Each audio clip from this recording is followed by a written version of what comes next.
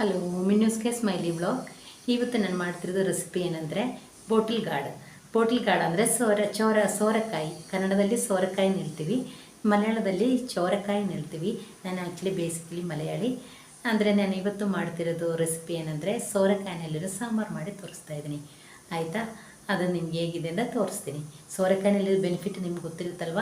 Full iron content ಇದೆ, ಸಿಂಗ್ ಇದೆ, vitamin D ಇದೆ, ಆಮೇಲೆ ಗುಡ್ ಡೈಜೆಷನ್.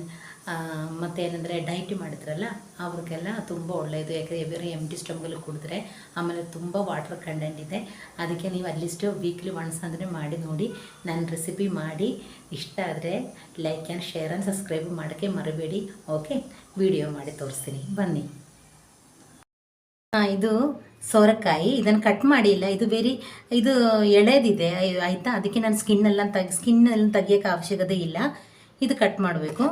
ಆಮೇಲೆ ಒಂದು ಟೊಮಟೊ, ಸ್ವಲ್ಪ ಓನಿಯನ್, ಸ್ವಲ್ಪ ಗ್ರೀನ್ ಚಿಲ್ಲಿ, ಸ್ವಲ್ಪ ಗಾರ್ಲಿಕ್. ನಿಮಗೆ ನಾನೇನಂದ್ರೆ ರೆಡ್ ಚಿಲ್ಲಿ ಹಾಕ್ತಾಯಿದ್ದೀವಿ, ಅದಕ್ಕೋಸ್ಕರ ನಾನು ಗ್ರೀನ್ ಚಿಲ್ಲಿ ಸ್ವಲ್ಪನೇ ಹಾಕಿದ್ದು. ನಿಮ್ಮ ಖಾರಕ್ಕೆ ಎಷ್ಟಿದೆ ಅಷ್ಟು ಬೇಕು, ಇಷ್ಟು ಬೇಕು ಅಷ್ಟು ಹಾಕ್ಕೊಳ್ಳಿ. ಓಕೆನಾ? ಇದು ನಾನು ಬೇಳೆ, ಇದೊಂದು 1 hour ನೆನೆ ಹಾಕಿದ್ದೀವಿ ಆಯಿತಾ, ಜಲ್ದಿ ಬೇಗಲಿ ಅಂತ. ಆಮೇಲೆ ಟೇಸ್ಟು ಇರುತ್ತೆ. ಇದು ನಿಮ್ಗೆ ಬೇಕಾಗದಷ್ಟು ಉಪ್ಪು. ಓಕೆ, ಇದು ಒಗ್ಗರಣೆಗೆ ಸಾಸಿವೆ, ದೆನ್ ಕೊತ್ತಂಬರಿ ಗಾರ್ನಿಷಿಗೆ ಲಾಸ್ಟ್ ಹಾಕ್ತೀವಿ. ದೀಸ್ ಕರಿ ಲೀವ್ಸ್, ದೆನ್ ಸ್ವಲ್ಪ ಒನಿಯನ್, ಜೀರಾ. ಓಕೆ, ಇಷ್ಟೇ. ಹೆಂಗೆ ಅಂತ ಮಾಡಿ ತೋರಿಸ್ತೀನಿ. ಇದೆಲ್ಲ ನಾನು ಒಟ್ಟಿಗೆ ಒಂದು ಕುಕ್ಕರ್ಲಿ ಕೂಗಿಸ್ತೀವಿ. ಓಕೆ, ಸೋರೆಕಾಯಿ,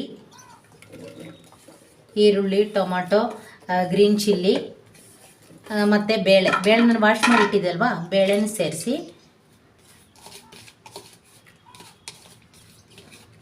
ಆಮೇಲೆ ಸ್ವಲ್ಪ ಚಿಲ್ಲಿ ಪೌಡ್ರು, ಇದು ಮರ್ತೋಯ್ತಾನೆ ಹೇಳಕ್ಕೆ. ಸ್ವಲ್ಪ ಚಿಲ್ಲಿ ಪೌಡ್ರ್, ಸ್ವಲ್ಪ ಅರಿಶಿನ ಹಾಕಬೇಕು.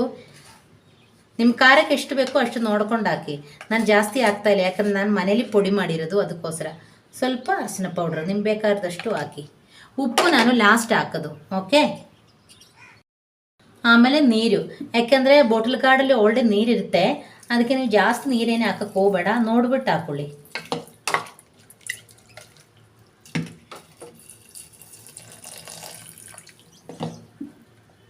ಇಷ್ಟೇ ಸಾಕು. ಓಕೆ, ನೀವು ಮುಚ್ಚಳ ಮುಚ್ಚಿ ನಾನು ಒಂದು 3 ಬಿಸಿಲು ಸಾಕಾಗುತ್ತೆ. ಓಕೆ, ಬರ್ತೀನಿ ನಾನು. ನೋಡಿ, ಇದು ಚೆನ್ನಾಗಿ ಬೆಂದಿದೆ.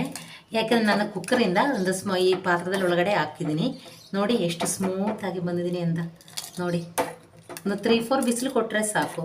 ಉಪ್ಪು ನಿಮಗೆ ಎಷ್ಟು ಬೇಕೋ ಅಷ್ಟು ನೋಡ್ಕೊಂಡು ಹಾಕ್ಕೊಳ್ಳಿ. ಓಕೆ, ಇದು ನಾವು ಒಗ್ಗರಣೆ ಕೊಡುತ್ತಾ ತೋರಿಸ್ತೀನಿ. ಪಾತ್ರ ಬಿಸಿ ಆಗಿದ್ದೀನಿ, ನಾನು ಸ್ವಲ್ಪ ಎಣ್ಣೆ ಹಾಕ್ತೀನಿ. ನಿಮಗೆ ಎಷ್ಟು ಬೇಕೋ ಅಷ್ಟು ಎಣ್ಣೆ ಹಾಕ್ಕೊಳ್ಳಿ. ಓಕೆ, ಜಾಸ್ತಿ ಎಣ್ಣೆನೂ ಬೇಡ. ಓಕೆ, ನಮಗೆ ಎಣ್ಣೆ ಬಿಸಿ ಆದಮೇಲೆ ನಮ್ಗೆ ಸ್ವಲ್ಪ ಸಾಸಿವೆ ಹಾಕೋಣ.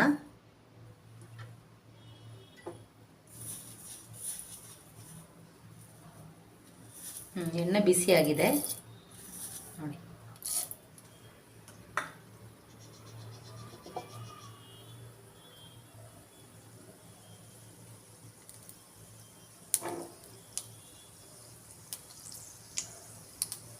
ಎಣ್ಣೆ ಸಾಸಿವೆ ಎಲ್ಲ ಚಟಪಟ ಸೌಂಡ್ ಬರ್ತಾ ಇದೆ.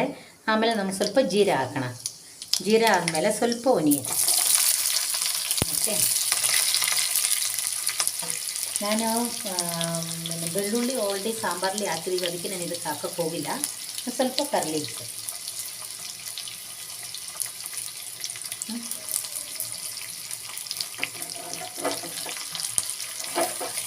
ತುಂಬ ಕಮ್ಮಿ ಇರ್ತದೆ. ನಿಮಗೆ ಬೆಳ್ಳುಳ್ಳಿ ಬೇಕಾದ್ರೆ ಹಾಕೋಬೋದು, ನಾನು ಹಾಕಿರಲಿಲ್ಲ.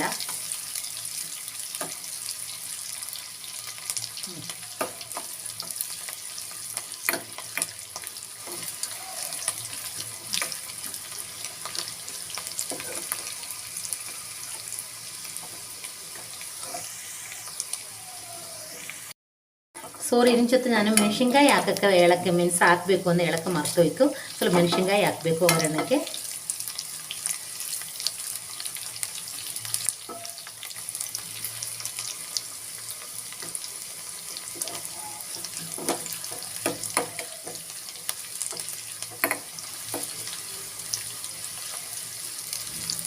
ಸರಿ, ಸ್ಟವ್ ಆಫ್ ಮಾಡೋಣ. ಓಕೆ, ನಾನು ಒಗ್ಗರಣೆ ಹಾಕ್ತಾಯಿದ್ದೀನಿ, ನೋಡ್ತಾ ಇರ್ಬೋದು ನೀವು. ನೋಡಿ ಇಷ್ಟೇ, ಇದು ವೆರಿ ಟೇಸ್ಟಿ.